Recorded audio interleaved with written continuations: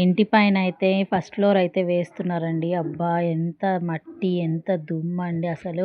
నేనెంత క్లీన్ చేసినా సరే మళ్ళీ పడతానే ఉంది. ఇగ అట్లా అని వదిలేస్తామా, నడుచుకుంటూ మళ్ళీ ఇంట్లోకే ఎళ్తాం గదా! ఇంగ మళ్ళీ అదంతా కాళ్ళకంటుకొని ఇంట్లోకెళ్తున్నాం మళ్ళీ దుమ్మవుతుందని, ఇగ నేనైతే ఎప్పటికప్పుడు ఇంటి ముంగటైతే క్లీన్ చేసుకుంటున్నాను. అయినా సరే మళ్ళీ పడుతుంది. ఇంకేం చేస్తాం తప్పదు. నా జుట్టుకి, నెత్తికి మొత్తం అంతా దుమ్ము పడుతుంది. ఈ దుమ్ము వల్ల నాకు నెత్తి మళ్ళా ప్రాబ్లమ్ ఏమైనా అయితదేమో అనుకుంటున్నాను. చుండ్రు కూడా వచ్చినట్టు అనిపిస్తుంది. అందుకే నేనైతే హెయిర్ ప్యాక్ పెట్టేసుకుందామని డిసైడ్ అయినాను. నార్మల్‌గానే నేను ప్రతి సండే ఏదో ఒకటి హెయిర్ ప్యాక్ అయితే పెట్టుకుంటాను. సెల్ఫ్ కేర్ అనేది ఇంపార్టెంట్ కదా! నాకు చాలా ఇష్టం ఇట్లా చేసుకోవడము. సో, నేను నైట్ అంతా నానబెట్టుకున్నాను మెంతులు, ఫెనుగ్రీ సీడ్స్ ఒక కప్పు నానబెట్టుకున్నాను.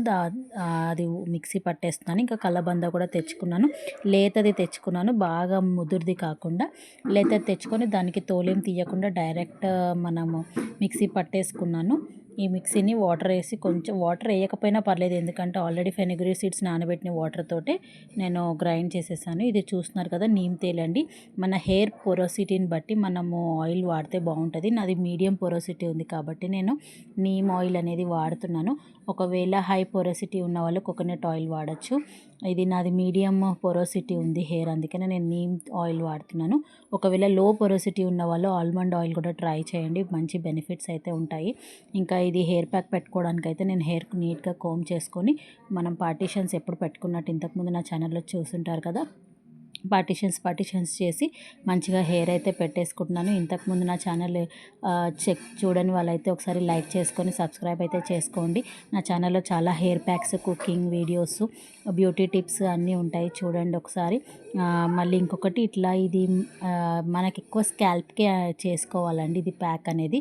స్కాల్ప్కి పెట్టుకుంటేనే మంచిగా ఎఫెక్టివ్గా పనిచేస్తుంది. ఫెనుగ్రీ సీడ్స్ కదా, మంచి డాండ్రఫ్, డస్ట్ వల్ల డాండ్రఫ్ క్రియేట్ అవ్వడం అట్లాంటివి రాకుండా కంట్రోల్ చేస్తుంది. ఇది నీమ్ ఆయిల్ ఉంది కదా, నీమ్ ఆయిల్ కూడా మనకి యాంటీ బ్యాక్టీరియల్ లాగా పనిచేస్తుంది. ఇప్పుడు ఎండాకాలము చెమటకాయలు అవి రాకుండా కూడా మనకి హెల్ప్ చేస్తుంది. నేను చూపిస్తున్నట్టు మంచిగా పార్టీషన్ చేసుకొని పెట్టేసుకోవడమే, ఎవరు హెల్ప్ అవసరం లేదు.